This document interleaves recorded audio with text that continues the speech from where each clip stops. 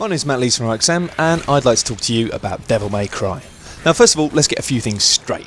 A lot of people have been worried about this game for two reasons. First of all, they don't like the new dance save. They don't like the character. If that's the case, forget about it. Secondly, a lot of people are worried about Ninja Theory. Now, this one is completely fair. Ninja Theory are a cool developer. They've done some great stuff. Enslaved had a fantastic story, and the characterization was brilliant, but the combat simply wasn't very good.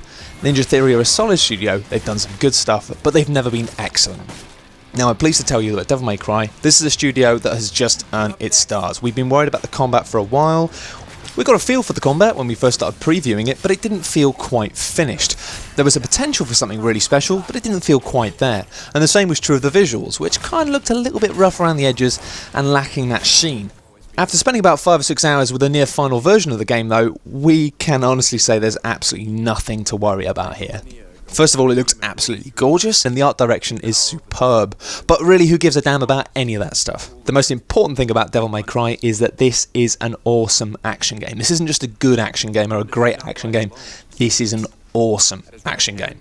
The combat is tight, incredibly responsive and varied enough to keep you happy for a long time. Now, it's weird to be saying this, but you know, we're talking kind of like maybe as good as Bayonetta.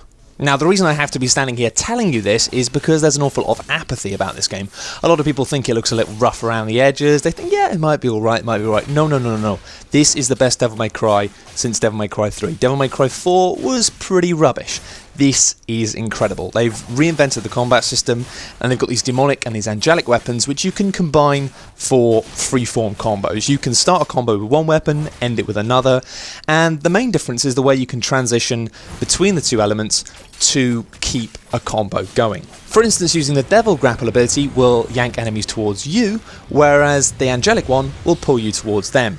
This isn't always just about straight out options either. If an enemy's got a shield, you want to yank it off them with a devil trigger, whereas if you're fighting a much larger enemy, then you want to use the angelic one to pull yourself towards them. If you try and yank them towards you, it might not work as well. Every level of the game we've played seems to throw new enemies at you, and you really do have to mix up your skills and your combos, and there's a lot of scope for depth here. Every weapon has its own set of skills that can be upgraded, and the upgrade tokens you use can be completely redistributed at any point. Those of you who played Devil May Cry 3 will remember how it was a bit of a pain to realise that you had to grind the first few levels again and again and again to get decent skills. At least in this way it means if you get an awesome new weapon that you love, you can just get rid of all those points you spent in something else and invest them into them.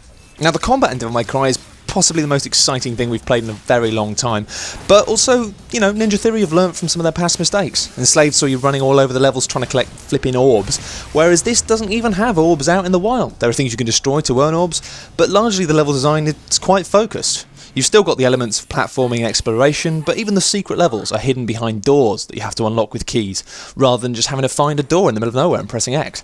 It's a reimagining of a series which was once incredible, and I'm absolutely thrilled that it's looking as good as it is. We're looking at a game that is nearly finished and we've played the first half of it and it is amazing. So seriously, just take off that cynical hat, forget about the fact that you don't like his hair, and check this out. If you're as old as me, then you'll remember when the first Devil May Cry game came out and you'll remember getting a PlayStation 2 to play it and you'll remember thinking, oh my god, this is possibly the coolest thing I've ever played. Now, obviously we've played a lot of games since then, but this has that spirit. It's exciting, it makes you punch the air, it is absolutely gold. It's coming out in January next year and it's already on my list of the best games of 2013.